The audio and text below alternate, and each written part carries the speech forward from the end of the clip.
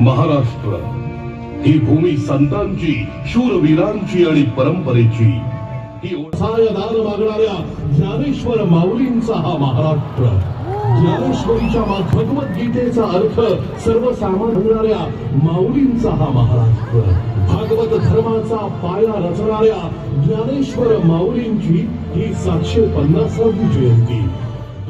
प्रेमाचा साक्षात अनुभव म्हणजे पंढरीची वारी. 28 युग आपल्या भक्तजनांसाठी कटेवरी हात ठेवून विटेवरी उभा असलेला सावळा विठुराया आणि त्याची स्वप्नाची हाती भगवी पताका, मुखी हृदयाचे अभंग आणि मनात भक्तीचा महासागर.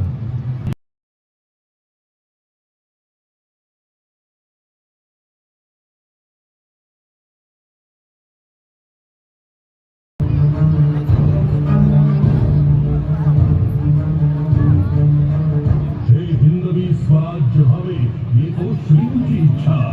गुलामगिरी चुकवत पडलेल्या महाराष्ट्राला स्वराज्याचं सत्य छत्रपती शिवरायांनी धैर्य, बुद्धिमत्ता आणि दूरदृष्टीच्या जोरावर उभं राहिलं. हिंदवी स्वराज्य शिवछत्रपतींचा प्रत्येक लढाईत होता शौर्याचा तेजस्वी इतिहास. त्यांच्या प्रत्येक निर्णयात होता न्यायाचा ठसा, स्त्रियांचा सन्मान, धर्मनिरपेक्षता आणि प्रजेसाठीची बांधिलकी. गडकिल्ल्यांच्या भक्कम बांधणीपासून आरमार उभारण्यापर्यंत ज्यांनी घडवला एक सशक्त महाराष्ट्र, ते नाव म्हणजे छत्रपती शिवाजी महाराज.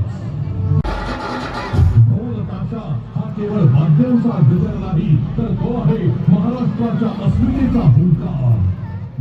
गोविंदा थरावर थर लावून आभाळाला गवसणी घालतात, तेव्हा ते जगाला सांगतात आम्ही एकतो. हा गोकुळाष्टमीचा लोकोत्सव हा केवळ खेळाचा थरार नाही, तर हे आहे महाराष्ट्राच्या ऐक्याचं दर्शन. स्वप्न घेऊन येतो आणि मेहनतीनं ती पूर्ण करतो आणि धावपळीचं जीवन. पण या सगळ्यात आहे एक वेगळीच ऊर्जा.